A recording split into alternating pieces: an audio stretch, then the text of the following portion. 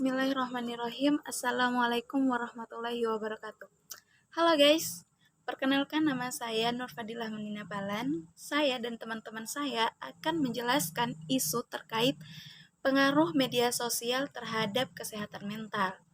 Nah, apa yang akan kami jelaskan nanti dan apa yang akan kami bahas nanti, itu sumbernya berasal dari beberapa jurnal.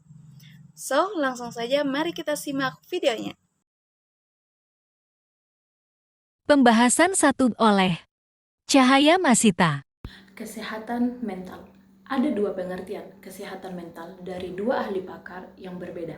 Yang pertama, menurut Organisasi Kesehatan Dunia atau yang lebih dikenal dengan WHO menyebutkan bahwa kesehatan mental adalah suatu kondisi kesejahteraan seseorang individu yang menyadari kemampuannya sendiri, dapat mengatasi tekanan kehidupan yang normal, dapat bekerja secara produktif, dan mampu memberikan kontribusi kepada komunitasnya. Dan yang kedua, kesehatan mental menurut ahli pakar Jeraj. Dia menyebutkan bahwa kesehatan mental adalah kemampuan seseorang untuk menyesuaikan dirinya sendiri dengan orang lain, masyarakat, serta lingkungan tempat di mana ia hidup. Pembahasan 2 oleh Ahmad Musli. Saya akan menjelaskan sedikit tentang media sosial. Apa itu media sosial? Media sosial merupakan media internet yang menjadikan pengguna mempresentasikan dirinya maupun berinteraksi, kerjasama, sharing, berkomunikasi dengan pengguna lain, dan membentuk ikatan sosial secara virtual. Penggunaan media sosial secara berlebihan dapat berdampak negatif pada kesehatan mental, seperti meningkatkan risiko depresi dan kecemasan, serta menyebabkan masalah sosial perilaku. Pembahasan 3 oleh Muhammad Yuswan Eulia. Kantor Regional WHO telah melakukan studi tentang perilaku kesehatan anak sekolah di Eropa. Dalam laporan tersebut, terungkap bahwa kesejahteraan mental remaja di banyak negara mengalami penurunan antara tahun 2014 dan 2018. Direktur Regional WHO untuk Eropa mencatat peningkatan jumlah anak yang kecemasan dan mudah tersinggung di seluruh wilayah. Penurunan ini dipengaruhi oleh berbagai faktor, seperti budaya, ekonomi, dan penggunaan teknologi digital.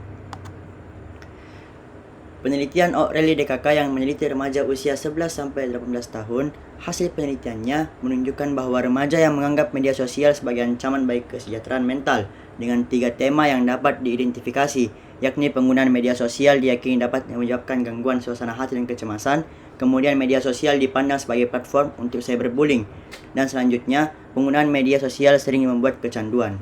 Pembahasan 4 oleh Sayyid Rafsanjani Al-Mahdali. Penelitian di Cina. Pertama, penelitian Gao dan kawan-kawan yang dilakukan pada remaja berusia sekitar 18 tahun mengemukakan bahwa ada prevalensi antara penggunaan media sosial dan masalah kesehatan mental berupa depresi, kecemasan, dan kombinasi antara kecemasan dan depresi selama pandemi COVID-19.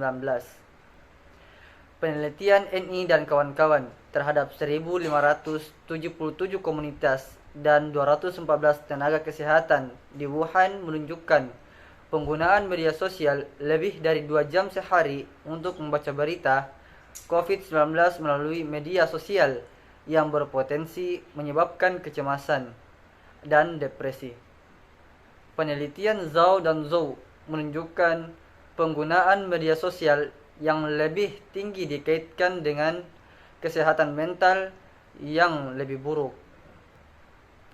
Penelitian yang dilakukan oleh Kelly dan kawan-kawan menunjukkan bahwa penggunaan media sosial dan gejala depresi lebih besar pada perempuan dibandingkan anak laki-laki. Penggunaan media sosial yang lebih besar terkait dengan pelecehan online, kurang tidur, harga diri rendah, dan citra tubuh yang buruk. Hal ini menunjukkan skor gejala depresi yang lebih tinggi.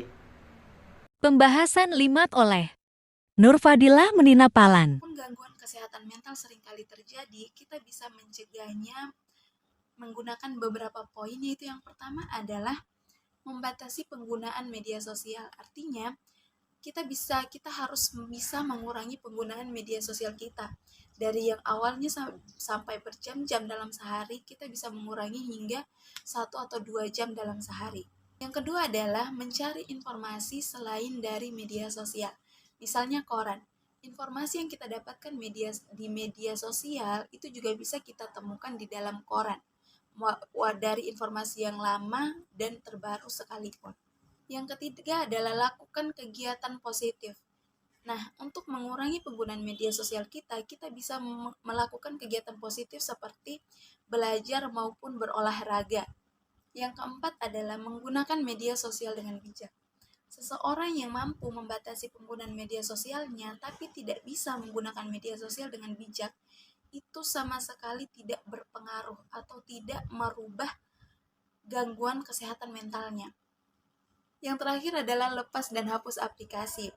Apabila membatasi diri dari penggunaan media sosial saja tidak cukup, melakukan kegiatan positif juga tidak cukup, serta tidak bisa menggunakan media sosial secara bijak, maka langkah yang terakhir adalah menghapus aplikasi media sosial itu di smartphone kamu.